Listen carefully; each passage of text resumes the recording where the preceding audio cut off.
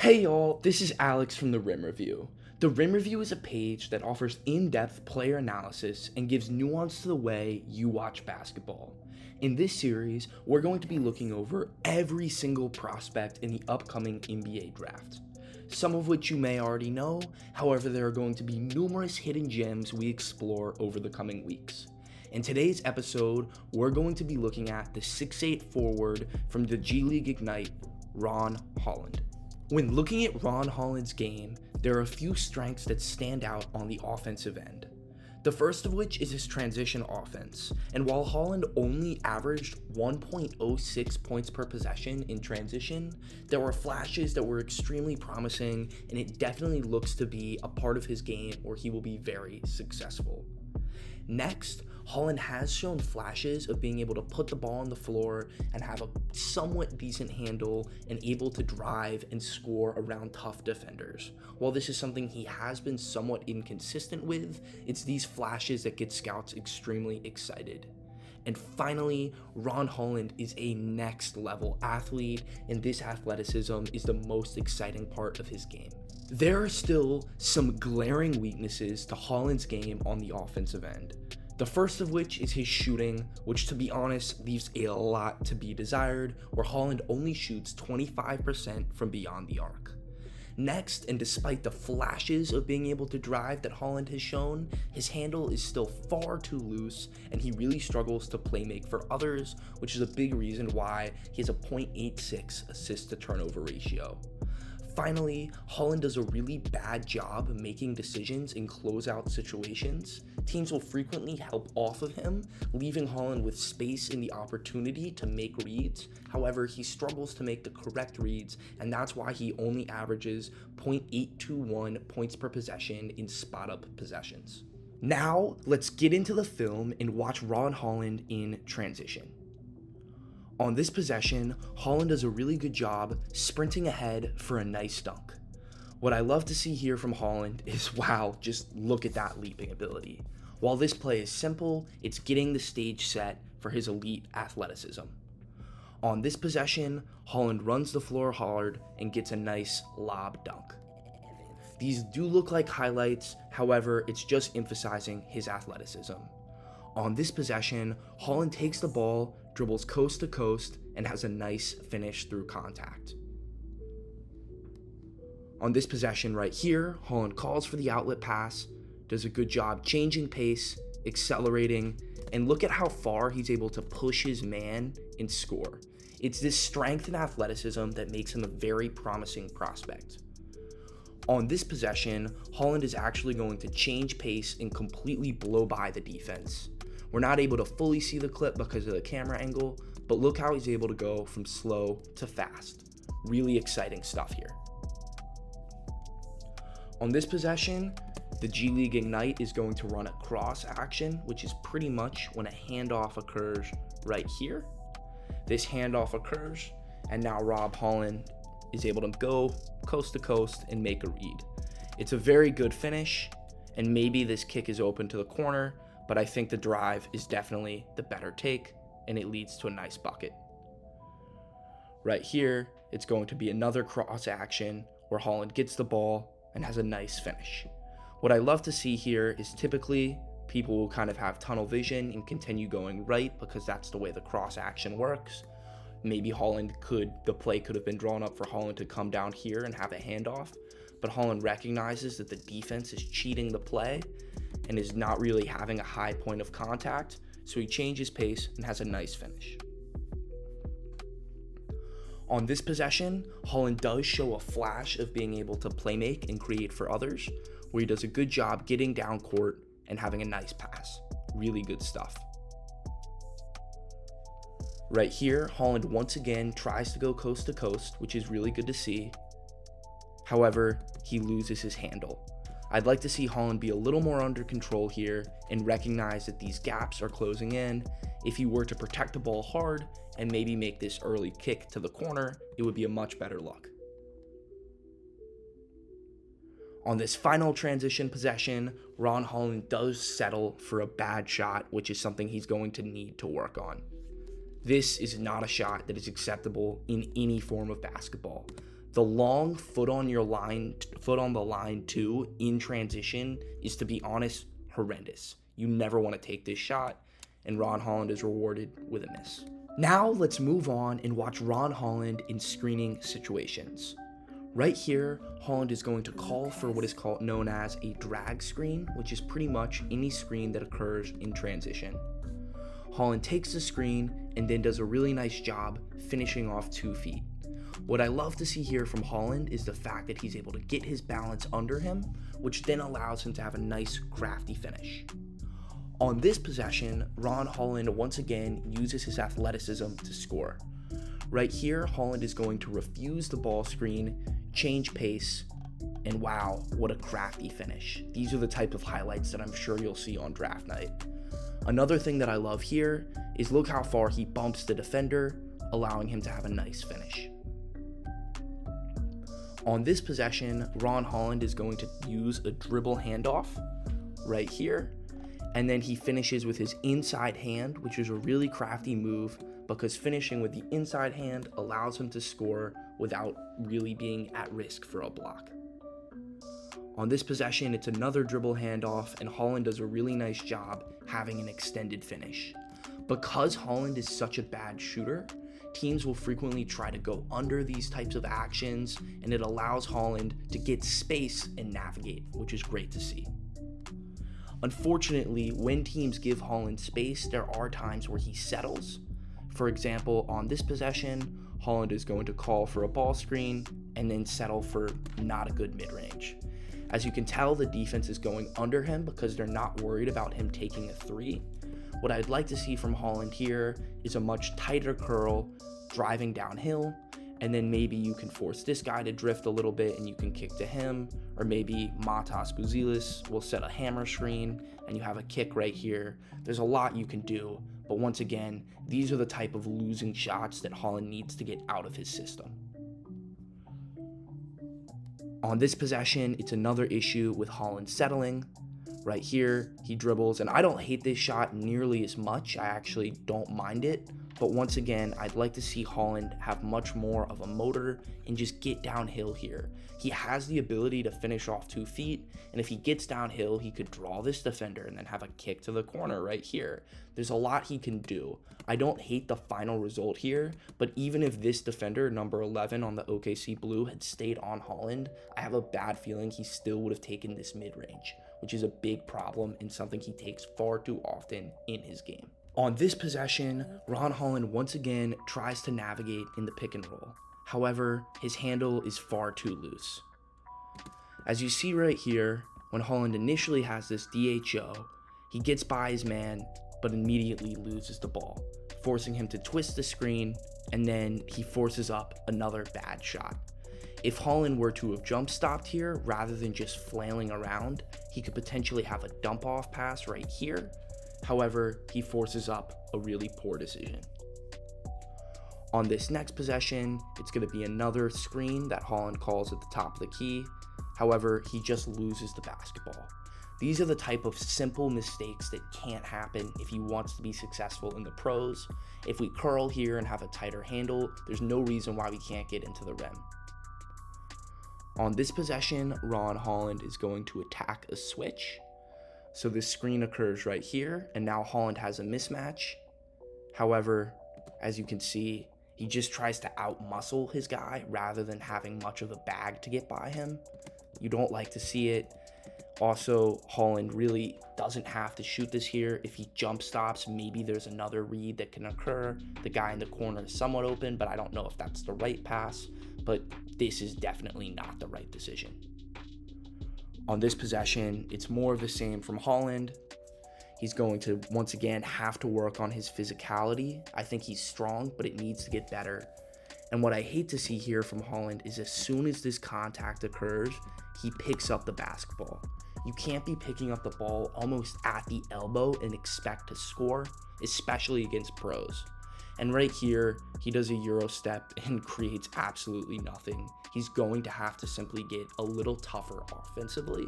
And honestly, this is quite surprising because he is an extremely tough and hard-nosed defender, and he is a very strong and good athlete, but I think sometimes he just panics when he's trying to put the ball on the floor. On this possession, Ron Holland is going to attempt to act as a playmaker. Right here, he calls for a screen. However, his issue is he predetermines that he's going to make this pocket pass to Isan Almanza. He throws his pass without looking, and it's honestly not the right play. I think if Holland could have taken maybe a half a step in, he would have recognized that this guy right here is really sinking in as the MIG, and this skip pass could have been open if he led this guy to the corner. Instead, he predetermines, and it leads to a turnover. Now let's watch Holland as he operates on the perimeter. On this possession right here, Holland is going to come off of a dribble handoff, take a step in, and knock down a three. His shot is a little awkward to look at, but on this possession, it looked somewhat smooth. Right here, Holland is once again going to space the floor and be ready to shoot. He's not a very good shooter, but there are times where he looks maybe not awful. My biggest issue with Holland here is look how long it takes him to transition from catching the ball to shooting. He's catching at 12 seconds and is releasing at 10. He really does. There's no readiness to shoot. His knees aren't bent here. And while it goes in, it doesn't look great. Once again, this possession showcases more hesitation from Holland. As Holland navigates at the top of the key here, he catches the ball, and that is even more extreme. And this, he jabs, doesn't know what to do, and struggles with this gap. What I'd like to see Holland do, if it's not a quick shot, because Holland clearly doesn't believe in his shot, is to catch it with a stampede drive. What that means is you're almost running into the ball when you catch it, and then it makes it impossible for this guy to fully recover. On this possession, it's another slow decision from Holland. He catches the ball, doesn't know what to do, and forces up a horrible shot. These are the same types of losing tendencies that I think are why his stock has fallen. For those of you who don't know, like at the beginning of this season, before like the G League season occurred, some mocks had him as the first overall pick, and now very few have him in the top 5, and it's because of these types of choices. On this possession, Ron Holland is going to operate as the shake man. For those of you who don't know, Ron Holland, first off, sets this nice down screen as the G League Ignite will run a zoom action, and then he shakes when he lifts up right here. And then he does a solid job attacking closeouts, not just solid, pretty great. He blows by his man, and wow, look at this athleticism. On this possession, Ron Holland is going to attack a closeout once again by using a straight line drive. Holland right here is a little slow. However, what I love to see here is look how he jumps off of 2 feet. He's able to get his balance and have a nice finish. This is really impressive. Right here, Ron Holland is going to do a really nice job blowing by his defender. He rips through, and then not the most comfortable looking finish, however, still a finish. Unfortunately for Holland, he still has a really bad tendency settling for mid-range shots. Right here, Holland takes a dribble in, which is completely unnecessary, allows the defense to get set, and then attempts a bad shot over Jordan Miller. Now, let's watch Ron Holland in isolation. Right here, Holland catches the ball on the wing, clears out, and then has a straight line drive with a crafty finish. These athletic finishes are really fun to see, and he's really acrobatic.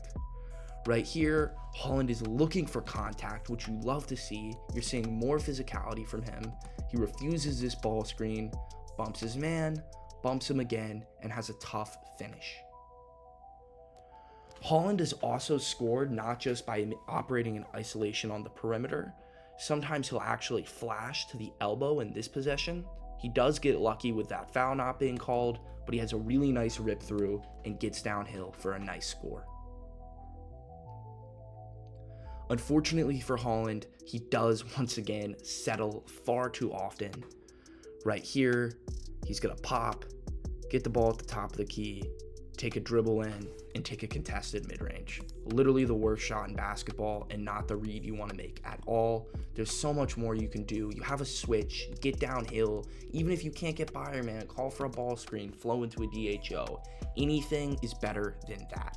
On this possession, Ron Holland once again is far too out of control in isolation. He sizes up his man, and then once again, when he deals with someone that's as physical as him, he just picks up the ball immediately, gets lucky that travel wasn't called, and forces up a bad shot. Right here, Ron Holland once again struggles to create separation on the drive. I like him trying to have a jump stop, but far too often, Holland will have tunnel vision and force up a tough shot. On this last possession from Holland offensively, he just has too loose of a handle in isolation. As he's guarded by Taylor Hendricks, he makes multiple moves, but he can't handle the pressure of this gap right here. He's not alert, has his head down, and loses the basketball. Now, let's talk about the defense, which is what most people think of when they hear the name Ron Holland. The first defensive strength from Holland is his amazing driving line defense.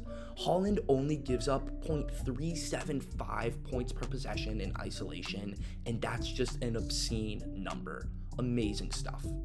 Next, Holland has really active hands. He's constantly going for steals, swiping at the ball, whether it's in the gaps or on ball, and that's why he gets 2.4 steals per game. Really amazing to see. Finally, Holland simply has a high motor. He's going to work hard, he's not going to give up defensively, and that's what you're going to see when you watch the film. He's always moving, even after he turns the ball over, he's sprinting back, trying to make a play. He really is having the heart of a winner when you watch him defensively. There are still some things I would like to see Holland work on with his game defensively. The first of which is his closeout footwork. While Holland does hustle really hard, he could chop his feet earlier and become a little bit more disciplined in closeout situations, and right now, he gives up 1.08 points per possession on spot-ups. While that number isn't terrible, I'd like to see the footwork be a little better if he's going to be the perennial defender that many people talk about him as. Next, his point of contact in transition, which is somewhat of a minor thing, but it is often low. Sometimes Holland will be late matching up to the ball and will instead continue backpedaling, which allows guys to gain more momentum and get downhill or pull a three on him. This is something that's really simple and an easy fix. However, it's something I noticed a couple times while watching Holland play. Finally, his screen navigation, I would say, is average. It's definitely not bad, but it's not the elite screen navigation that you'd like to see from someone that, once again, as many people say, is being drafted because of his defense. Now, let's get into the film and watch Ron Holland defensively. On this possession, Ron Holland makes a really bad pass and turns over. However, Holland showcases an amazing motor, not giving up on the play, and fighting to get a block. I love to see this here from Holland, and it really shows you about his hustle and motor defensively. Right here, Holland does an amazing job protecting the rim in transition. Look at how easy it would have been for him to have jogged here. His guy is way far ahead of him. It seems like an easy lob pass. However, Holland isn't letting that happen without a fight, and he creates a great turnover. On this possession, Holland is doing an amazing job making this as hard as a catch as possible. He's fighting, is physical, gets a steal, and boom, what a dunk. On this next possession from Holland, he completely blows up the DHO and then just says, simple finish, but two hands for safety. I love seeing this right here from Holland. He's engaged, he's getting in here, making this dribble handoff hard, and then look how he's able to stay focused on his man with one hand on his man and one hand completely out, causing this turnover. Just really amazing stuff, and this is just a glimpse of what Holland can do defensively. Now, let's watch some driving line defense from Ron Holland. Right here, Holland is engaged and fighting, staying in front of his man. And what I love to see here from Holland is how he's guarding with his chest. It would have been really easy for a young player to get a reach-in foul here. However, that doesn't occur, and Holland simply rips the ball out. Really amazing stuff. On this possession, Holland does a good job. He matches up with his guy. is engaged, and then stays in front of him. And what I love to see from Holland here is how he's able to defend without fouling, just good active hands causing a turnover.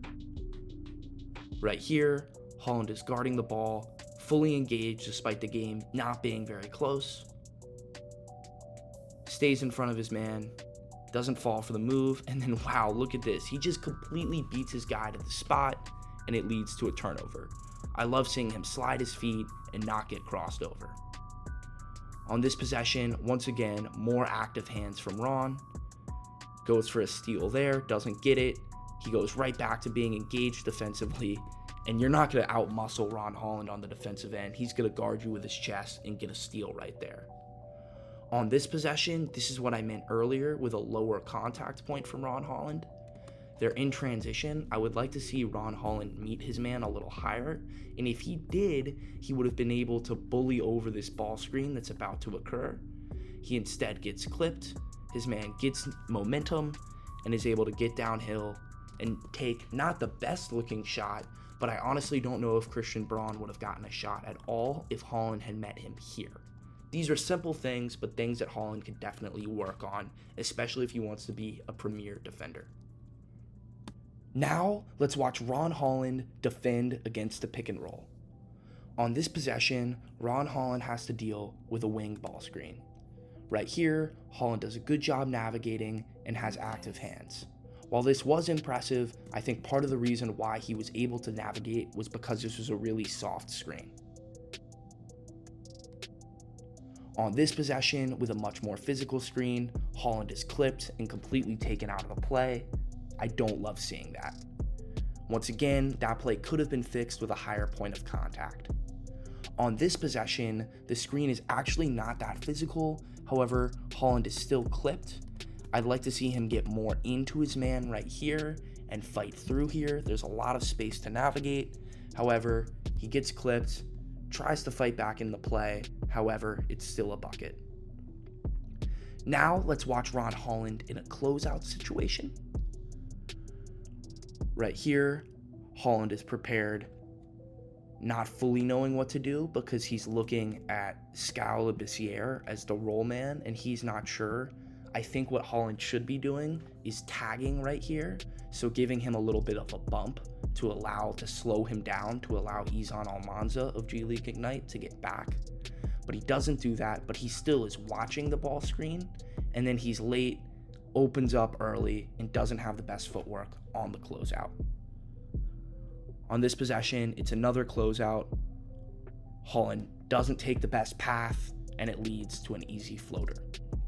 When looking at the path Holland takes here, his steps are kind of out really to the bench here rather than out to the man. He's not chopping his feet, and it allows him to get blown by. On this possession, Ron Holland actually does a really nice job fighting through. This is an off-screen play. He navigates, gets clipped.